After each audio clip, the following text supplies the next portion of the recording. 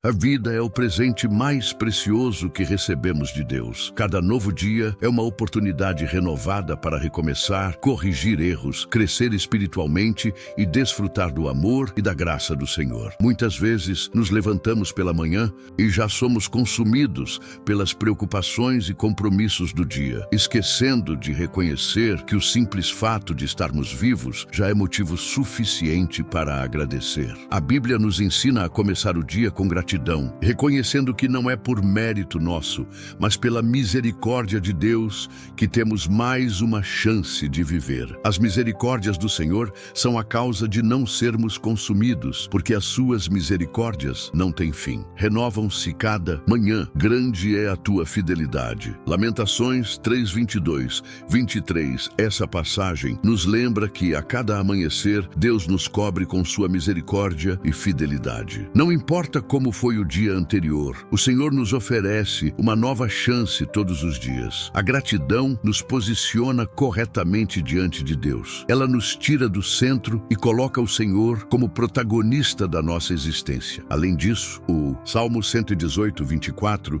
nos convida a ter uma atitude de celebração. Este é o dia que o Senhor fez. Regozijemo-nos e alegremo-nos nele. Salmos 118, 24, viver com gratidão é reconhecer que cada batida do coração, cada respiração, cada pequeno detalhe da nossa existência é sustentado pela graça de Deus. Quando o nosso primeiro pensamento do dia é obrigado, Senhor, abrimos espaço para que a paz, a fé e a alegria se estabeleçam no nosso espírito, mesmo antes de enfrentarmos os desafios diários. Ao acordar, faça uma pausa, respire fundo, agradeça, diga: Senhor, obrigado pela vida. Obrigado por mais um dia, que eu viva hoje com um coração grato e sensível à tua presença. Quando colocamos nossos planos, decisões, caminhos e pensamentos diante de Deus, logo pela manhã, estamos reconhecendo que precisamos dele para tudo. A Bíblia nos ensina que confiar no nosso próprio entendimento é um erro. Devemos buscar a direção do Senhor em tudo o que fazemos. Confia no Senhor de todo o teu coração e não te estribes no teu próprio entendimento. Reconhece-o em todos os teus caminhos e ele endireitará as tuas veredas. Provérbios 3, 5, 6. Entregar. O dia é mais do que pedir bênçãos, é abrir mão do controle e dizer: Senhor, guia-me, faça a tua vontade em mim e através de mim hoje. É importante lembrar que Deus se importa com cada detalhe do nosso cotidiano, das grandes decisões às pequenas escolhas. Ele é um Pai presente e deseja nos conduzir por caminhos de paz e propósito. Quando entregamos nosso dia, estamos declarando que desejamos viver sob sua vontade e não sob os impulsos do nosso próprio coração. O salmista expressa essa dependência em oração. Faze-me ouvir pela manhã da tua misericórdia, pois em ti confio. Faze-me saber o caminho por onde devo andar, porque a ti elevo a minha alma. Salmo 143, 8. Esse versículo revela o desejo de começar o dia ouvindo a voz de Deus e sendo guiado por Ele. Isso pode ser feito em silêncio, com uma oração sincera, com a leitura de um versículo ou até com um louvor que nos leva a esse lugar de entrega. Quando o dia amanhece, não enfrentamos apenas compromissos comuns. Há batalhas invisíveis sendo travadas ao nosso redor, em nossa mente, em nossas emoções, em nosso espírito. Por isso, antes de colocar qualquer roupa física, o cristão precisa se revestir da armadura espiritual de Deus, como um guerreiro que se prepara para o campo de batalha. A palavra de Deus, em Efésios 6, 10, 18, nos faz um chamado urgente e amoroso. No demais, irmãos meus, fortalecei-vos no Senhor e na força do seu poder. Revesti-vos de toda a armadura de Deus, para que possais estar firmes contra as astutas ciladas do diabo. Efésios 6, 10, 11, note que Paulo não diz: se der tempo, vista-se, mas sim revesti-vos. Uma ordem que exige decisão e postura. O inimigo da nossa alma não descansa E nós também não podemos viver desatentos ou despreparados espiritualmente. A armadura de Deus é completa, perfeita, e cada parte dela tem um propósito essencial: o cinto da verdade. Ele sustenta tudo. Vivemos num tempo em que mentiras são travestidas de verdades. Por isso, precisamos nos apegar à palavra de Deus como nossa base inabalável. Que a verdade do Senhor nos mantenha firmes, mesmo quando o mundo quiser nos dobrar. A couraça da justiça protege o coração. Não a justiça dos homens, mas a justiça de Cristo, que nos cobre e nos torna aceitáveis diante de Deus. Quando as acusações vierem, internas ou externas, lembre-se, você está vestido com a justiça do Cordeiro. As sandálias da preparação do Evangelho da Paz são para caminhar. Que nossos pés estejam sempre prontos para levar a paz, mesmo em lugares de conflito. Que por onde andarmos, deixemos pegadas de amor, reconciliação e esperança, o escudo da fé. Em um mundo repleto de dardos inflamados, medo, dúvida, ansiedade, angústia, o escudo da fé é a nossa proteção. É com ele que dizemos: ainda que eu não veja, eu creio. Ainda que eu não entenda, eu confio. O capacete da salvação protege a mente, nosso campo de batalha mais intenso. É a salvação que nos lembra quem somos em Cristo. Não somos derrotados, não somos indignos. Somos filhos do Rei, comprados por um alto preço. A espada do Espírito, a única arma de ataque, e é poderosa. A palavra de Deus não apenas nos consola, ela guerreia por nós.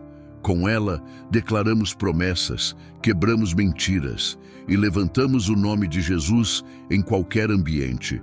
Portanto, tomai toda a armadura de Deus, para que possais resistir no dia mau e, havendo feito tudo, permanecer firmes. Efésios 6:13. Antes de sair de casa, antes de enfrentar qualquer desafio, vista-se com fé, declare com autoridade. Hoje, nada me pega de surpresa. Eu estou armado com a presença de Deus. Eu sou mais que vencedor. Há dias em que acordamos com a sensação de que tudo está fora do lugar. Planos desfeitos, promessas que ainda não se cumpriram, perguntas sem respostas. Mas é exatamente nesses dias que somos convidados a entregar, de verdade, o controle nas mãos de Deus e confiar que o seu plano, mesmo invisível agora, é perfeito e cheio de propósito. A palavra nos lembra em Provérbios 3:5-6. Confia no Senhor de todo o teu coração e não te estribes no teu próprio entendimento. Reconhece-o em todos os teus caminhos e ele endireitará as tuas veredas. Essa confiança não é passiva, ela é um ato de fé e coragem. É como abrir mão do volante em meio a uma tempestade, sabendo que quem está no comando não perde o controle nem por um segundo. Muitas vezes queremos entender tudo antes de descansar, mas Deus, em sua sabedoria, nos chama a descansar antes de entender, porque nossa paz não está nas respostas, mas na presença daquele que guia cada passo. Lembre-se de Abraão, chamado para sair da sua terra sem saber para onde iria. Ele confiou. Lembre-se de José, vendido pelos irmãos e lançado no cárcere. Mesmo assim, Deus estava orquestrando cada detalhe para cumprir o propósito. Lembre-se de Jesus no Getsêmani, que suou gotas de sangue, mas se entregou dizendo: não, seja como eu quero, mas como tu queres. Mateus 26:39. Deus vê o que você não vê. Ele já está no seu futuro. E enquanto você caminha por esse dia, Ele está alinhando encontros, livramentos, respostas e milagres, ainda que em silêncio. Entregue os resultados que você não pode controlar. Entregue os medos que te roubam a paz. Entregue os caminhos que parecem trancados. Entregue os sonhos que parecem distantes. Não se trata de desistir, mas de confiar. Não é sobre parar, mas sobre andar na direção que Deus aponta, mesmo quando o caminho parece estranho. Porque eu bem sei os pensamentos que penso de vós, diz o Senhor, pensamentos de paz e não de mal, para vos dar o fim que esperais. Jeremias 29:11. A gratidão é mais do que um sentimento. É uma chave espiritual poderosa que abre portas para o novo de Deus e transforma o nosso interior. Em um mundo apressado, onde as necessidades gritam mais alto que os louvores, parar para agradecer é um ato de fé e de resistência contra a ingratidão que tenta se instalar no coração. A Bíblia nos ensina em 1 Tessalonicenses 5:18. Em tudo dai graças, porque esta é a vontade de Deus em Cristo Jesus para convosco. Note, em tudo, não apenas por tudo.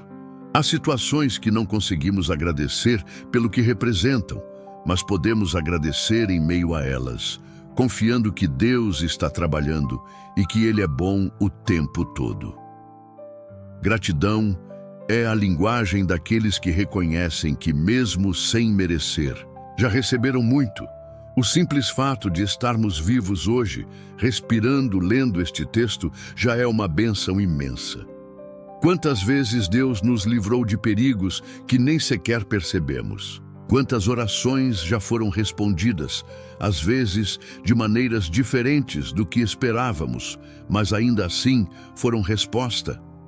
O salmista expressa essa atitude em Salmos 103:2.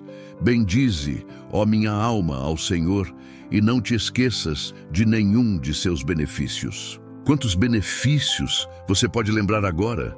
Aquela provisão inesperada, a cura que chegou, o livramento na estrada, o consolo nos dias escuros, a palavra que te levantou quando tudo parecia perdido, a presença de Deus que te sustentou quando ninguém mais entendia. Quando somos gratos, não significa que tudo está perfeito, mas sim que decidimos olhar para o que Deus já fez, em vez de apenas reclamar pelo que ainda não temos. Isso muda nossa atmosfera espiritual. Gratidão atrai o céu, atrai a presença de Deus. Jesus nos deu esse exemplo.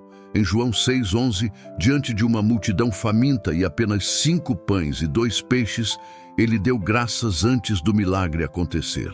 A multiplicação veio após a gratidão. Pratique agora a gratidão. Agradeça por coisas grandes, mas também pelas pequenas. Agradeça por pessoas que Deus colocou no seu caminho. Agradeça pelos momentos difíceis que te fizeram mais forte. Agradeça pela graça de recomeçar. Deem graças ao Senhor porque Ele é bom. O seu amor dura para sempre. Salmos 136:1. A mente é o campo de batalha onde muitas guerras espirituais são travadas. O inimigo sabe que, se conseguir controlar os nossos pensamentos, poderá influenciar nossas emoções, decisões e, por fim, nossas ações. Por isso, a renovação da mente é um passo fundamental na jornada de um cristão que deseja viver de forma plena e vitoriosa. Em Romanos 12:2, o apóstolo Paulo nos dá uma direção clara. E não vos conformeis com este mundo, mas transformai-vos pela renovação da vossa mente, para que experimenteis qual seja a boa, agradável e perfeita vontade de Deus. Esse versículo é um convite a não aceitar os padrões deste mundo, a não se render ao negativismo, à ansiedade ou ao medo que tentam dominar os pensamentos diariamente. É um chamado para viver uma transformação contínua, permitindo que a palavra de Deus seja o filtro que purifica, corrige e reorienta o que pensamos. Pensar positivamente não é viver alienado da realidade, mas sim enxergar os fatos à luz da fé. É escolher ver esperança onde o mundo só vê crise. É declarar vida onde outros profetizam morte. É confiar que Deus está no controle mesmo quando tudo parece fora de ordem. A renovação da mente acontece por meio da palavra de Deus. Cada vez que você lê, medita e guarda as Escrituras no coração, está plantando sementes de verdade que vão crescendo e substituindo mentiras que o mundo, O inimigo ou até mesmo traumas do passado tentaram enraizar em você. Filipenses 4:8 é como um manual prático para cultivar pensamentos saudáveis e alinhados com o céu.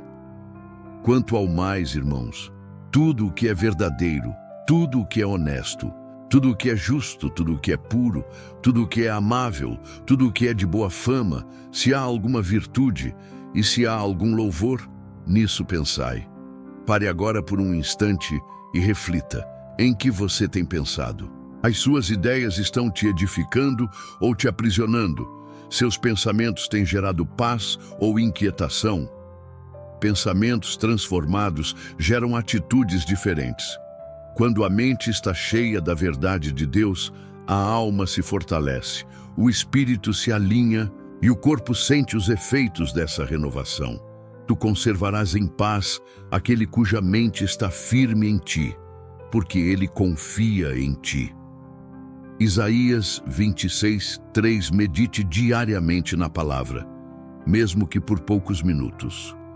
Substitua pensamentos negativos por promessas bíblicas. Fale com você mesmo com bondade, como Deus falaria. Todos os dias somos colocados diante de decisões que, por menores que pareçam, têm o poder de moldar nossos caminhos, afetar outras pessoas e impactar nosso futuro. Por isso, mais do que inteligência ou experiência, precisamos da sabedoria que vem do alto, aquela que não falha, que não se corrompe e que é totalmente alinhada com a vontade de Deus. A Bíblia nos mostra, de forma clara, que a sabedoria verdadeira não é fruto apenas do estudo, mas é um presente divino para aqueles que a pedem com fé e humildade. Veja o que diz Tiago 1:5. E se algum de vós tem falta de sabedoria, peça a Deus, que a todos dá liberalmente, e não o lança em rosto, e ser-lhe-á dada. Essa é uma promessa tremenda. Deus não nega sabedoria a quem clama por ela. Ele se alegra quando os seus filhos buscam orientação antes de tomar decisões. E é exatamente essa humildade que abre as portas para que o Espírito Santo nos conduza. Decisões tomadas sem sabedoria podem custar caro. Relacionamentos rompidos, negócios fracassados, palavras que ferem, caminhos sem volta. Mas quando você coloca suas escolhas nas mãos de Deus, mesmo quando não entende tudo, você está seguro, porque aquele que vê além do tempo está guiando seus passos. Provérbios 3:5-6 é um conselho eterno.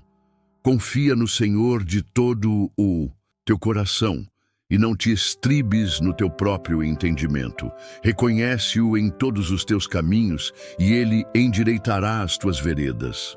Quantas vezes tentamos decidir por impulso, pela lógica humana ou pelo que sentimos no momento? Mas Deus nos convida a confiar nele acima da nossa própria razão, porque ele conhece cada detalhe, o que está oculto, o que ainda vai acontecer, e até as intenções do coração das pessoas ao nosso redor. A sabedoria de Deus não apenas nos ajuda a escolher o melhor caminho, mas também nos ensina a esperar o tempo certo, a dizer não quando for necessário e a enxergar além do óbvio. É uma sabedoria cheia de paz, de equilíbrio e discernimento. Veja como essa sabedoria é descrita em Tiago 3:17. Mas a sabedoria que vem do alto é primeiramente pura, depois pacífica, moderada, tratável, cheia de misericórdia e de bons frutos, sem parcialidade e sem hipocrisia. Pergunte a si mesmo antes de decidir: essa decisão glorifica a Deus? Ela está em conformidade com os princípios da palavra? O Espírito Santo tem me dado paz sobre isso? Estou tomando essa decisão por medo, orgulho ou fé? Poucas coisas têm tanto poder quanto aquilo que falamos. Com uma palavra, podemos levantar alguém do chão ou destruí-lo por completo. A língua, apesar de pequena, carrega um peso gigantesco, capaz de abençoar ou amaldiçoar, de curar ou ferir, de promover a paz ou iniciar guerras. Por isso, um dos maiores pedidos que podemos fazer a Deus ao começar o dia é: Senhor, guarda minha boca. O salmista sabia bem disso e por isso clamava: põe, ó Senhor, uma guarda à minha boca, guarda a porta dos meus lábios. Salmos 141:3 não se trata apenas de evitar palavrões ou palavras grosseiras. Vai muito além. Precisamos de ajuda para não murmurar, não falar sem pensar, não fofocar, não machucar com críticas, não desencorajar com o tom errado. O Espírito Santo deseja transformar nossa boca em uma fonte de vida, que rega os outros com palavras que edificam, curam e libertam. Provérbios 18:21 nos adverte com força: a morte e a vida estão no poder da língua, e aquele que a ama comerá do seu fruto. Tudo o que falamos gera fruto, e precisamos estar conscientes disso. Às vezes, destruímos relacionamentos por causa de palavras ditas num momento de raiva. Outras vezes, deixamos de edificar nossos filhos, cônjuge ou amigos, porque esquecemos do valor de uma palavra de encorajamento. Jesus nos ensina que nossas palavras revelam o que está no coração, porque a boca fala do que está cheio o coração. Mateus 12:34 BS. Queremos mudar o que falamos. Primeiro precisamos permitir que Deus transforme o nosso coração. Quando o coração é cheio de amor, graça, fé e humildade, a boca se torna um reflexo disso. E aí, mesmo em situações difíceis, saberemos responder com mansidão, sabedoria e compaixão. A sabedoria de Deus também se manifesta no silêncio. Há momentos em que o mais poderoso que podemos fazer é ficar calados, ouvindo com atenção, orando em silêncio, evitando discussões tolas. Veja o que diz Provérbios 21:23. O que guarda a sua boca e a sua língua, guarda das angústias a sua alma. Guardar a boca é também guardar a alma. É evitar desgastes desnecessários, conflitos, arrependimentos. Mas isso exige vigilância, domínio próprio e, acima de tudo, dependência diária do Espírito Santo. O perdão é uma das doutrinas mais profundas e desafiadoras do cristianismo. É um princípio que, embora muitas vezes seja fácil de entender, é difícil de viver. Jesus não apenas nos ensina a perdoar, mas nos desafia a perdoar de maneira radical, como ele fez por nós. Ele não apenas pregou sobre perdão, mas demonstrou-o na cruz, oferecendo perdão incondicional aos que o traíam e o rejeitavam. Perdoar não é uma opção, mas uma ordem que, quando obedecida, libera nossa alma para a paz e a cura. Em Mateus 18:21-22, Pedro pergunta a Jesus sobre quantas vezes deve perdoar, e a resposta de Jesus é surpreendente. Então Pedro, aproximando-se dele, disse: Senhor, até quantas vezes pecará meu irmão contra mim que eu lhe perdoe? Até 7? Jesus lhe disse: Não te digo que até 7, mas até 70 vezes 7. Mateus 18:21-22 aqui.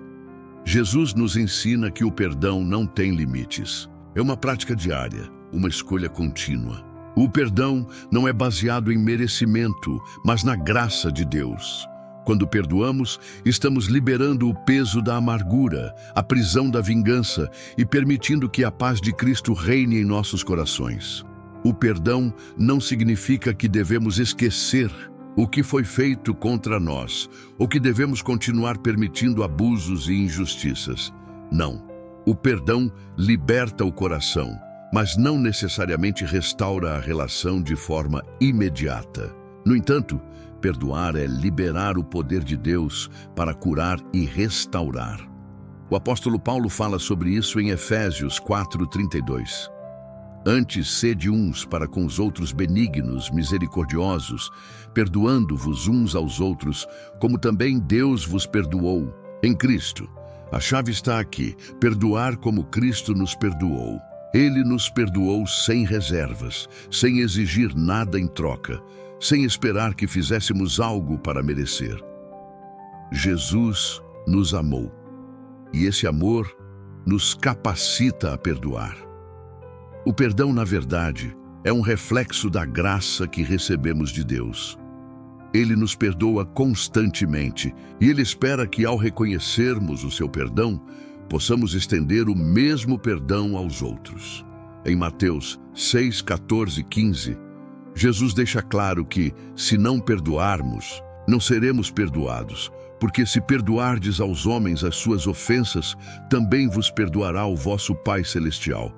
Mas se não perdoardes aos homens as suas ofensas, tampouco vos perdoará o vosso Pai as vossas ofensas.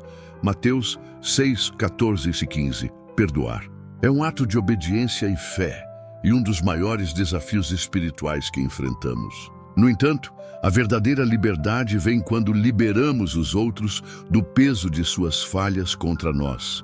E ao fazermos isso, liberamos a nossa própria alma da prisão da mágoa. O perdão é também uma oportunidade de refletir sobre a grandeza da misericórdia de Deus. À medida que reconhecemos que fomos perdoados por Deus, por meio de Cristo, nossa resposta deve ser um desejo ardente de perdoar os outros. O perdão não é apenas para os que nos pedem perdão, mas também para aqueles que nunca se arrependem ou nunca pedem desculpas. Perdoar é um ato de liberdade e não de justiça. Cada novo dia traz consigo suas próprias lutas, preocupações e obstáculos. A vida cristã não é uma caminhada livre de desafios, mas uma jornada onde aprendemos a confiar em Deus para cada passo, independente das dificuldades que surgem. Deus nos chamou para ser vencedores em Cristo, mas também nos ensina a depender completamente dele, buscando força e perseverança para enfrentar as adversidades. É fácil cair na tentação de pensar que precisamos resolver tudo sozinhos ou que somos fracos diante dos problemas. No entanto, a palavra de Deus nos lembra que a força verdadeira não vem de nós, mas de sua presença em nossa vida.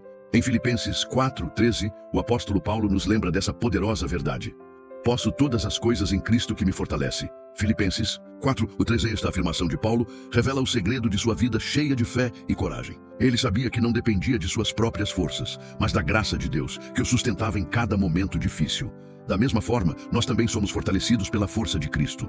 Quando o desafio parece grande demais para nós, podemos encontrar confiança e paz, sabendo que Deus é quem nos capacita a seguir em frente. Deus nunca prometeu que a vida seria fácil, mas Ele nos garantiu que estaria conosco em todos os momentos. Em Isaías 41:10, Deus fala diretamente aos nossos corações, encorajando-nos a não temer. Não temas, porque eu sou contigo. Não te assombres, porque eu sou o teu Deus. Eu te fortaleço e te ajudo e te sustento com a destra da minha justiça. Isaías 41:10. Quando enfrentamos dificuldades, é fácil sentir medo e insegurança. Mas assim como Deus disse a Josué, Ele nos diz todos os dias: esforça-te e tem bom ânimo. Josué 1:9. Ele nos dá a força necessária para seguir em frente, mesmo quando o caminho é árduo. Ele não nos chama para a vitória sem luta, mas nos dá a perseverança necessária para vencer. Em 2 Coríntios 4:8-9, Paulo fala sobre os desafios da vida, mas também sobre a confiança inabalável em Deus, que nos permite permanecer firmes.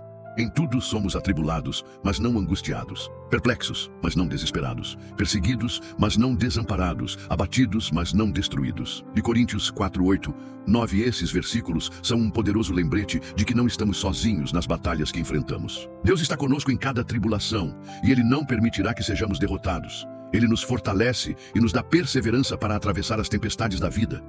A perseverança é a chave para a vitória espiritual. Romanos 5:3-4 nos ensina que as dificuldades da vida não são em vão, mas produzem em nós caráter e esperança. E não somente isso, mas também nos gloriamos nas tribulações, sabendo que a tribulação produz a paciência, a experiência e a experiência, a esperança. Romanos 5:3-4. Por isso, ao enfrentar os desafios do dia, não desista. Lembre-se de que a força de Deus é suficiente e Ele nos dá a capacidade de perseverar. Cada passo que damos em fé, cada dificuldade enfrentada com confiança nele, nos torna mais fortes e mais próximos de Deus. Senhor, agradeço pela Tua presença em minha vida. Sei que em cada desafio, Tu estás comigo, me fortalecendo e me capacitando. Te peço hoje que me concedas perseverança para enfrentar tudo o que vier. Que eu possa confiar em Ti, sabendo que em minha fraqueza, a Tua força se aperfeiçoa. Me ajuda a lembrar a cada momento que posso todas as coisas em Cristo que me fortalece, em nome de Jesus. Amém.